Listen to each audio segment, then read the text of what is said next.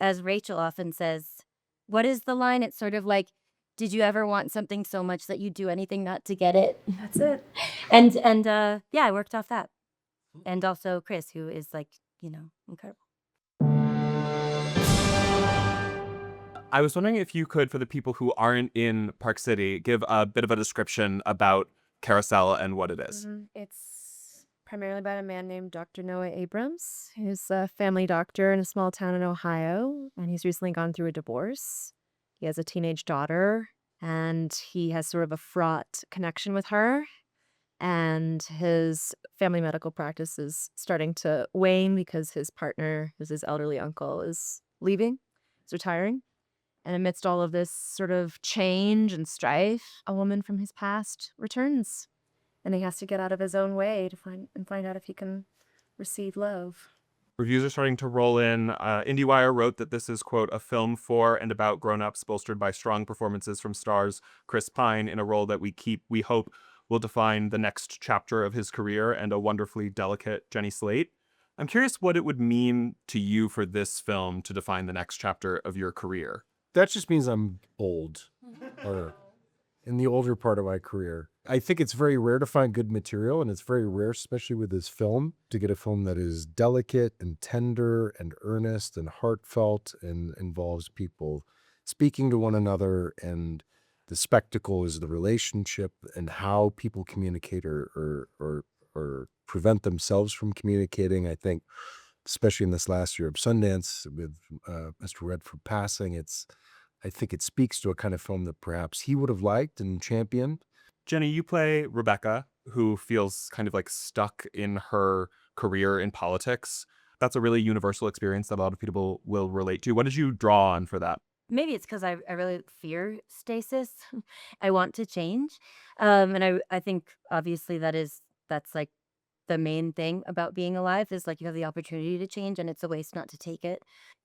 One may perhaps arrive in their late 30s, early 40s. I wouldn't know. Because I'm just barreling towards my bat mitzvah. I'm like, well, the theme beat. But where you do like get to this moment where it's like, hey, guess what? Like you can build forever, you can grow forever, but the time when you're young, or even if you're not in a movie, you might be classified as like the ingenue or the maiden or whatever in a Joseph Campbell kind of way. Like you're building, and then but you do get to this point, which I don't know, you could call it midlife, but I don't really want to die at 80, so I'm not calling it that. I'm just calling it a point. But where it's like, okay, so are you going to get real or not? Because now you've failed, now you've built, now you've probably had some like signature heartbreaks, and now you understand what it's like to be alive. So are you going to like go for it? It's set in Cleveland, right? Where you is. Where you grew up? Yeah, primarily, yes. Primarily. Can you describe us what your Cleveland is? It has a legacy of being a vestige of like the oil baron, steel baron times. So it has these beautiful assets, but there's also a lot of it that feels lost to time. And how does that come through in the film for you? That comes through in the fact that we shot it on film. This like living thing. Chris is so happy. We shot on film because of Chris made sure we did. What did that mean to you, Chris? Not to go down a rabbit hole, but I just fundamentally, I find the texture of film more interesting by virtue of how it's built and made. In digital, if you put a wash of a film grain over it, I don't like that magic trick. I just want the real thing. Yeah. I think the process of filming changes.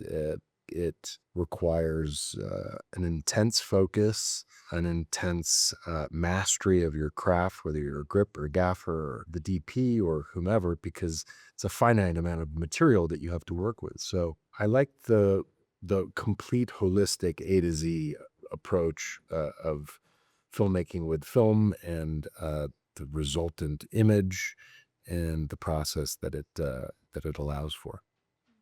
You've been a romantic heartthrob for people for so long now. I mean, since The Princess Diaries 2, I think. I'm curious if you, like, looking back over your career, do you have a favorite romance that you were involved in on screen? Like, is there something that makes your heart still skip a beat?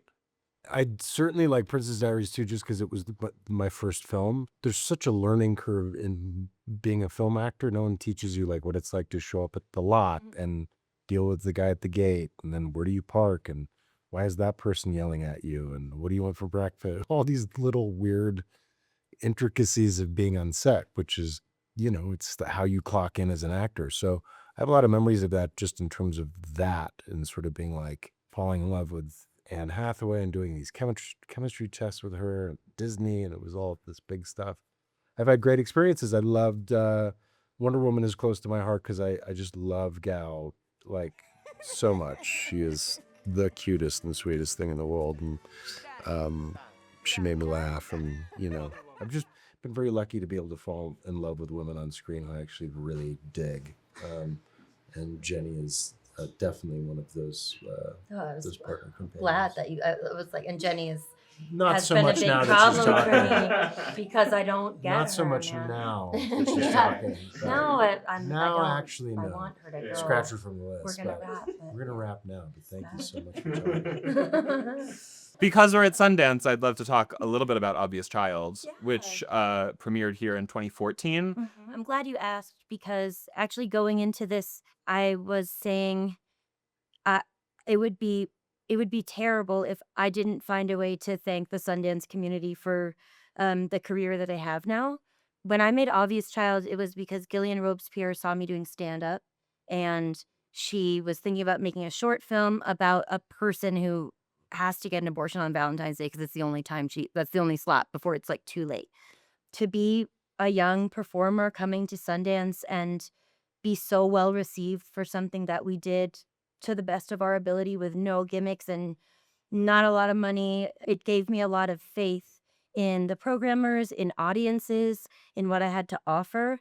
And all of that was real because I knew there was no dishonesty in what we were making. And there was no reason for anyone to like what we did except for that they liked it.